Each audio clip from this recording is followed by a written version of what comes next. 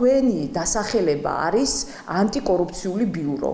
გვითხრით, რომელ კორუფციულ ფაქტთან დაკავშირებით ოდესმე დაინტერესდით. რატომ ვერ ხედავს რაჟდენ კუპრაშვილი სახელმწიფო ბიუჯეტიდან გამქრალ მილიონებს? საერთაშორისო გამჭვირვალობა საქართველოს აღმასრულებელი დირექტორი ანტიკორუფციულ ბიუროს მოუწოდებს გაასაჯაროვოს ინფორმაცია, რამდენი შესაძლო კორუფციული გარიგება გამოავლინა თანამდებობაზე დანიშნვიდან დღემდე.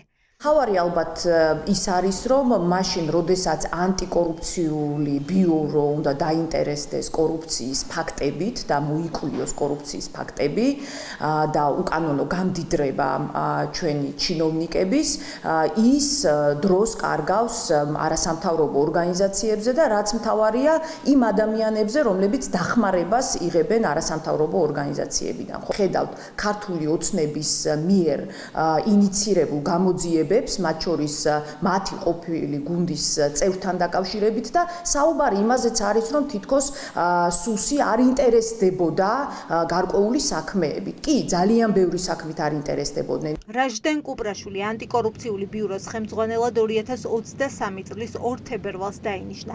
ამ დრომდე მის უწყებას შესაძლო ელიტური კორუფციის არც ერთი შემთხვევა არ გამოუვლენია. არასამთავრობო ორგანიზაციამ 74 მოქმედი და ყოფილი მაღალჩინოსნის შესაძლო კორუფციული გარიგებები ამხილა და გაარკვია, რომ საქართველოს ბიუჯეტიდან მაღალჩინოსნებს 2 მილიარდ ლარზე მეტი აქვთ მითვისებული. 70-ზე მეტ ჩინოვნიკებს საუბრობდით და მათ უკანონო გამდიდრებაზე კონკრეტული ფაქტები მოქონდა, მათ შორის მათ მიერ ხალხის ფულის მოპარვასთან დაკავშირებით, ხომ? დაახლოებით 2 მილიარდზე არის აქ საუბარი, მხოლოდ რამდენიმე რეგიონში და მხოლოდ იმ გამოძიებებში, სადაც რა გამოძიებებიც ჩვენ ჩავატარეთ. ირკვევა, რომ საერთაშორისო გამჭვირვალობა საქართველოს ყოველ ჯერზე, როდესაც შესაძლო კორუფციულ გარიგებებზე მოკვლევას ატარებდა და ანგარიშებს აქვეყნებდა, პარალელურად უგზავნიდა როგორც სუსის ანტიკორუფციულ სააგენტოს, ასევე რაჟდენ კუპრაშვილის უწყებას, თუმცა კორესპონდენციაზე პასუხად უწყებებისგან იღებდნენ, რომ შეისწავლეს დოკუმენტები, თუმცა დარღვევები ვერ ნახეს. წერილებიც კი მოგდიოდა ამ უწყებებიდან, რომ ჩვენ გავეცანით ამ მასალას და იქ ჩვენ ვერ ვხედავთ ვერანაირ კვალს კორუფციული დანაშაულის. ეს მეტყველებს იმაზე, რომ აი ეს კორუფციული ფაქტები, რომელსაც შესახებად ჩვენ ამ წლების განმავლობაში საზოგადოებას ვაწვდით ინფორმაციებს, არის ნებადართული. სხვაგვარად, როგორ შეიძლება, რომ არ კონდეს რეაქცია იმაზე, რასაც აკეთებს მაგალითად ვიქტორ ჯაფარიძე მესტიაში, ან ანზორ ბოლქვაძე ზემოაჭარაში, ან გიორგი ჭყონია, რომელიც ახლა უკვე დეპუტატი გახდა. რატომ ხუჭავს ანტიკორუფციული ბიუროს შესაძლო კორუფციულ გარიგებებზე თვალს? ოპოზიციისთვის ქართული ოცნება კორუფციასთან ასოცირდება და თვლიან, რომ მხოლოდ მაშინ სჯიან მაღალჩინოსნებს, თუ იმაზე მეტი წაიღეს, ვიდრე ნებადართულია. მათთვის ამის მაგალითია რომეო მიქაუტაძე, რომელსაც მესამე სექტორი წლებია ამხელს კორუფციულ გარიგებებში, თუმცა ოცნებამ მხოლოდ ახლა დაიწყო მის წინააღმდეგ დავა.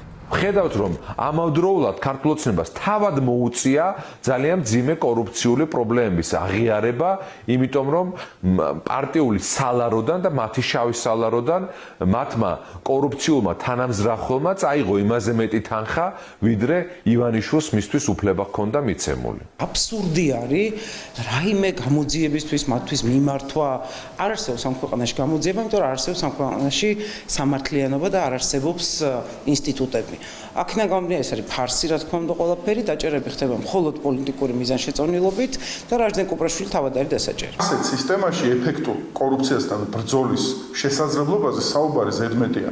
აქ ეს ანტიკორუფციული ინსტრუმენტებიც გამოყენებული იქნება ყოველთვის კორუფციის არა მამხილებლად, არამედ პირიქით.